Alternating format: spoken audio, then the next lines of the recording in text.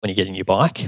Probably the next two biggest things, keeping in mind that saddle choice and saddle setup is back in that bike fit section, is tyre choice. Hugely important. And also hugely important depending on what time of the year it is. Most bikes will come out with, depending on the sort of price range, will come out with more of a summer race weight tyre, which if you're buying a bike now in the next couple of weeks coming into winter, that's the first thing which we take off bikes, and we put something a bit more, slightly heavier weight, slightly more puncture resistant, barring they're about to go off and race the following week. You know, you have that conversation. There's a big difference between a winter training tyre and a race tyre, which we'll talk about a bit more in a sec. But tailoring it so that, you know, the first week of riding, they're not going out and fingers crossed getting, you know, punctures every second ride.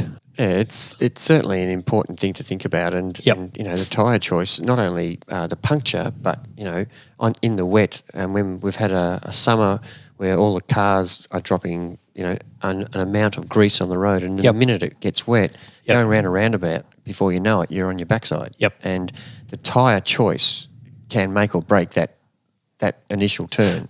Not just tyre choice, but tyre pressure as well, which is something hugely... Which we learnt firsthand in Belgium. You know, it's impossible to go up any of the cobble climbs if you have your tyre pressure at 90. Absolutely. It needs to be at 60 to 65. Yeah, I would say easily 95% of people that come through the shop are running their tyre pressure way too high and don't realise the effects of, one, they're losing power, two, it's slower because the tyre's skipping across the road. It might feel faster at the time, but it's not. It's slower because you're basically skipping across the road rather than rolling across the road. So tyre pressure is a huge one. But going back to actual bike setup, tyres. Tailor the tyre to what you're doing for the next couple of months. You know, assuming you've got the one set of wheels in the bike and you're just going to ride that bike, get the right tyre. Tyres are easy. They're one of the cheaper things to really custom upgrade as well. And it's easy to, if you've got a race in between that 4 months, you've got four B races, or C races, club races, you just swap them over for that day and swap them back after the race. Yeah, totally. Look, a lot of brand wheel manufacturers now are quite specific with what tyres you can and can't use, but similar to most things, do your research, have a good look at what tyres are compatible. There's a lot of brilliant websites out there which will give you a ton of information on, you know, puncture resistancy versus rolling resistancy versus weight on that sort of thing. Bicycle rolling resistance is kind of like my Bible when it comes to tyres.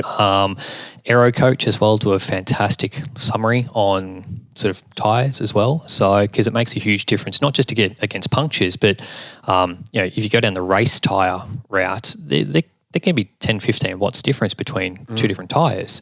And then that goes back to the choose the right tyre for what you're doing. You know, a time trial tyre, you can generally get away with running the lightest, fastest tyre, because the reality is if you get a puncture, your race is over anyway. But you don't want your race to be over by selecting the wrong tyre for the course. That's right. Exactly right. Yeah. At the end of the day, we always want to finish, and you know, and the risk reward is the answer in the question. Correct. So choose the right tyre for the right course, and also, you know, feather that line on what you're happy with in terms of, I'm happy to sacrifice a bit of puncture resistancy for an extra 3 watts on my tyres. Even more important across a half Ironman or Ironman, because you're riding a lot further. So and the risk is way bigger. You know, to get a puncture in a half Ironman and an Ironman is really disappointing. And can take 10 minutes out of your time on the day, and there's no need for it. Because you're not like you're doing a 15K time trial where you're trying to get the maximum speed. Just sacrifice a little bit of mechanical issue for the fact that you can continue on your journey. Not just that, you also want to pick a tyre which, you know, if you do get a flat, you can change easily. There's a lot of tyres out there which are super hard to fit. They might be really puncture resistant, they might be incredibly fast to ride on and nice and smooth to ride on, but you can't get it off. You need 5 guys to fit one tyre. So And in a race format as well, you're going to be stressed. You're going to be sort of a bit, stressed out. Adrenaline's running. You've got a flat. You're sitting fourth in the age group. You want it sort of quick and easy. Yep. So, well, that's so true because I've got that experience, and I had a puncture, and I was up training up in Noosa recently, and for some reason I left the tyre lever out of my puncture repair kit and punctured. I said, "Oh yeah, no worries."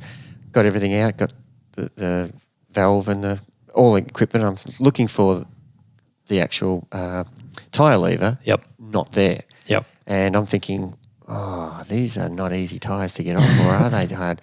And, I had to use my thumbs. Yep. And I was so grateful for the tyre that I had because I could get it off eventually and put it back on without a tyre lever, which is, try it. It's not that easy to do. No, not at all. And that point you made is so true. Yep. And also because, depending on where you are, you're hot and sweaty, everything's slippery, you've got grease all over you, that sort of thing from taking the wheel out of the bike. Make the right choice. And for age groupers as well, practice at home, so you know what to do on race day. So if you do have an issue, fingers crossed you don't, because you've made the right choice with your tyres and tubes and sealant and all that sort of stuff. You would hate to have a puncture and not know how to change it. And because you've never practiced, you've always let someone else do it for you. That's really something you shouldn't let happen. Fix your own punctures.